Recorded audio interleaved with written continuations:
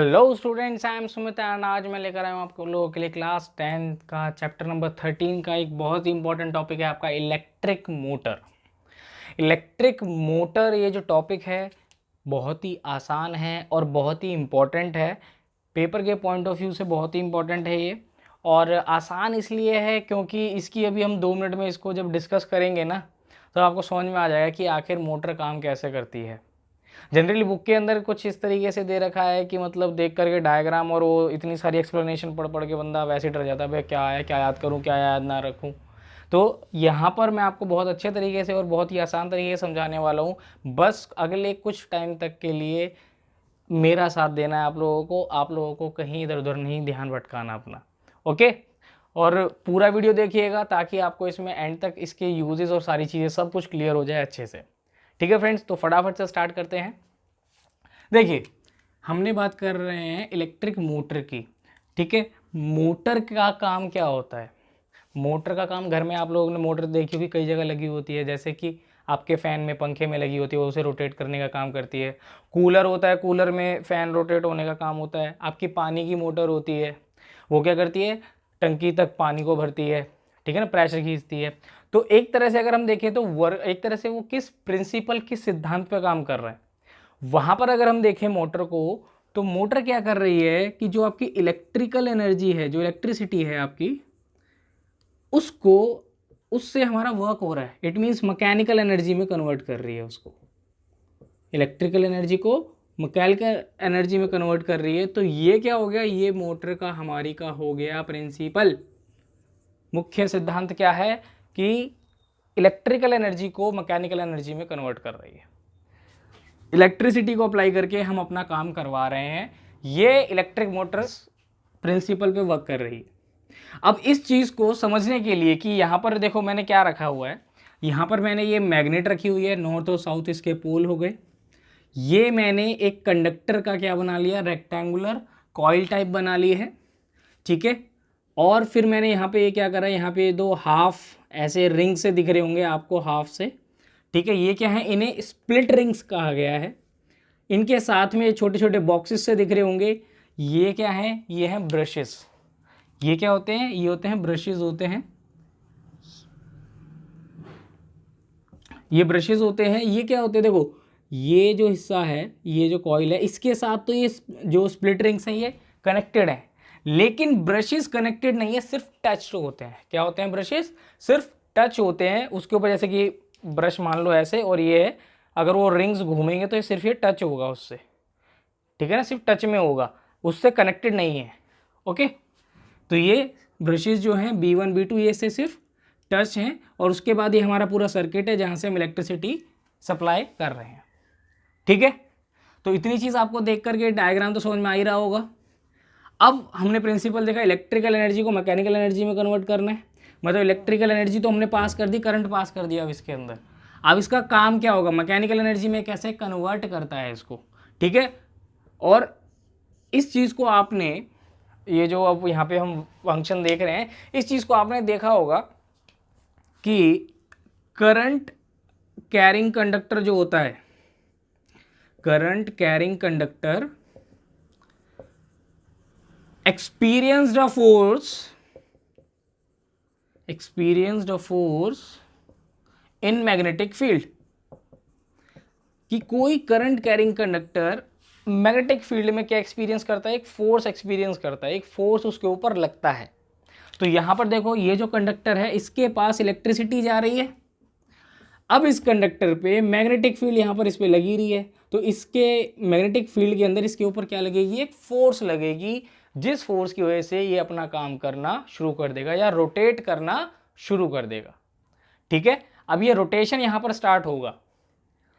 अब इसकी रोटेशन किस डायरेक्शन में होगी, ये सारी चीज डिसाइड कौन करेगा, इसके लिए एक बहुत ही अच्छा रूल है जो डिसाइड करेगा कि भैया इसका मोशन कहाँ होगा। उस मोशन को जानने के लिए आपको रूल पढ़ना पड़ेगा, Fleming left hand rule. Fleming का लेफ्ट हैंड रूल बताता है डायरेक्शन, मतलब फोर्स बताएगा इसकी कि कहाँ पर इस पर फोर्स लगेगी और कहाँ ये रोटेट करना शुरू करेगा। तो फ्लेमिंग का लेफ्ट हैंड रूल कहता क्या, देखो फ्लेमिंग का लेफ्ट हैंड रूल ये होता है मोशन, ये होती है मैग्नेटिक फील्ड, और ये वाली डायरेक्शन ये जो दिखाता है ये होता है करंट, मोशन फील्ड करंट, ये काम होता है।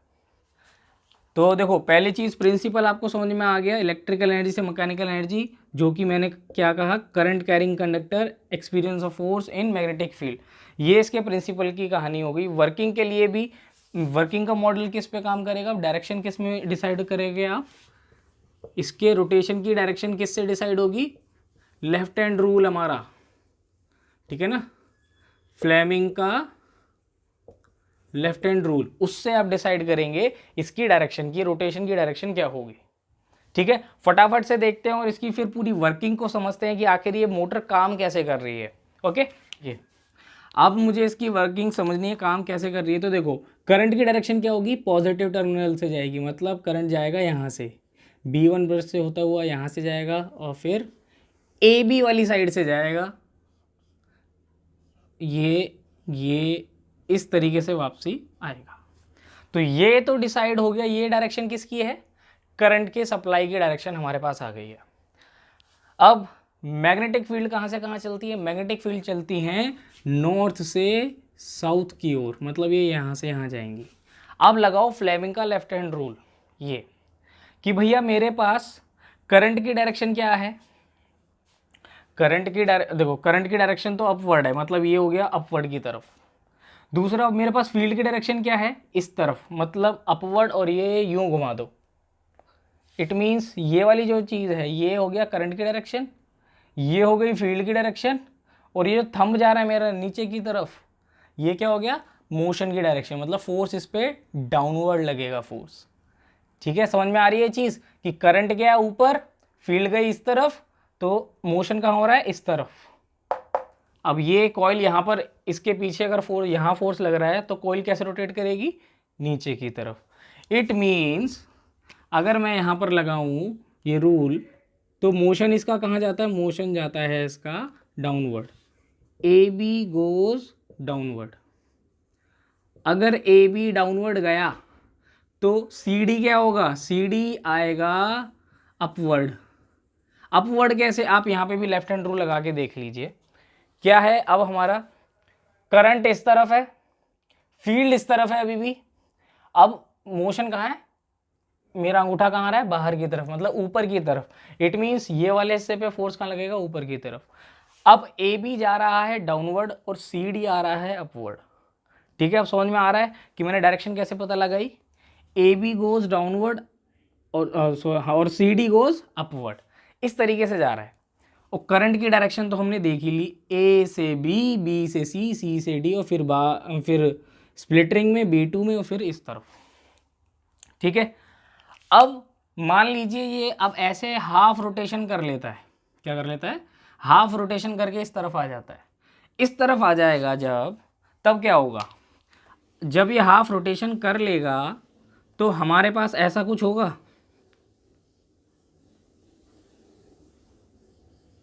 ये हमारे पास ऐसा कुछ होगा कि जो अब ये रोटेट करके इस तरफ आएगा तो CD इस तरफ आ जाएगा और AB उस तरफ।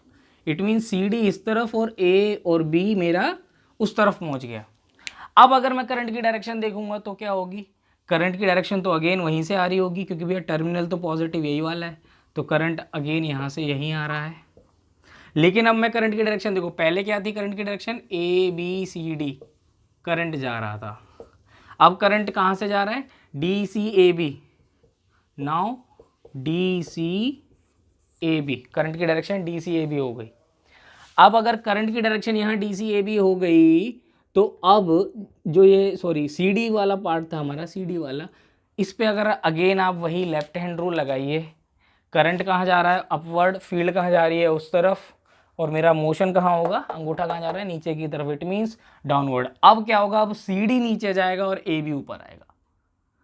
लेकिन आप एक चीज़ ये देखिए, पहले CD में करंट की डायरेक्शन कहाँ थी, C से D की तरफ, अब CD में कहाँ आ रही है, D से C की तरफ।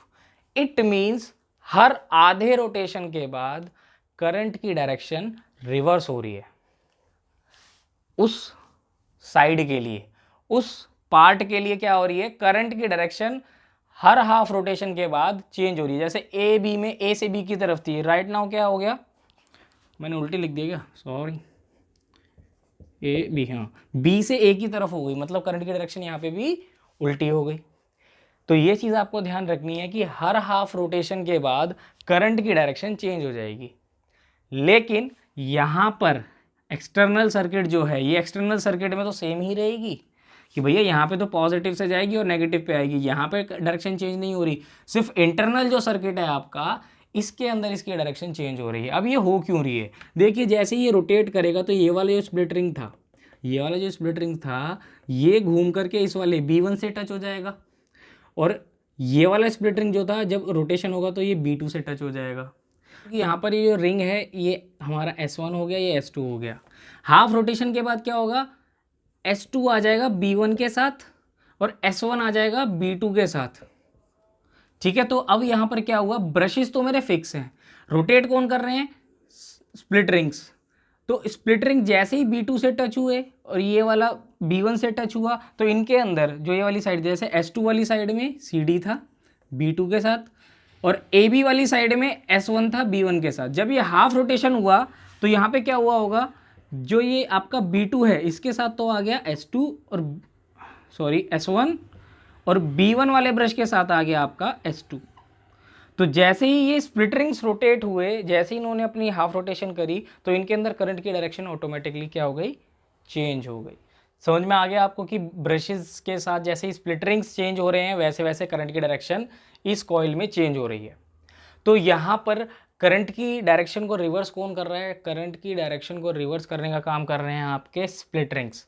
तो आपके स्प्लिट रिंग्स क्या हो गए, यहाँ पे स्प्लिट रिंग्स को एक स्पेशल नाम और दे देंगे हम यहाँ पे, कॉम्यूटेटर। कॉम्यूटेटर वही होता है जो करंट की डायरेक्शन को रिवर्स कर देता है। सिंपल याद रखना है, कॉम्यूटेटर क्या है, which reverse the direction of current, जो करंट की डायरेक्शन को रिवर्स कर दे उसे कॉम्यूटेटर कहते हैं। तो इलेक्ट्रिक मोटर के अंदर कॉम्यूटेटर कौन है, स्प्लिट रिंग्स हैं, इनके थ्रू इंटरनल सर्किट के अंदर क्या हो रहा है, करंट की डायरेक्शन चेंज हो रही है।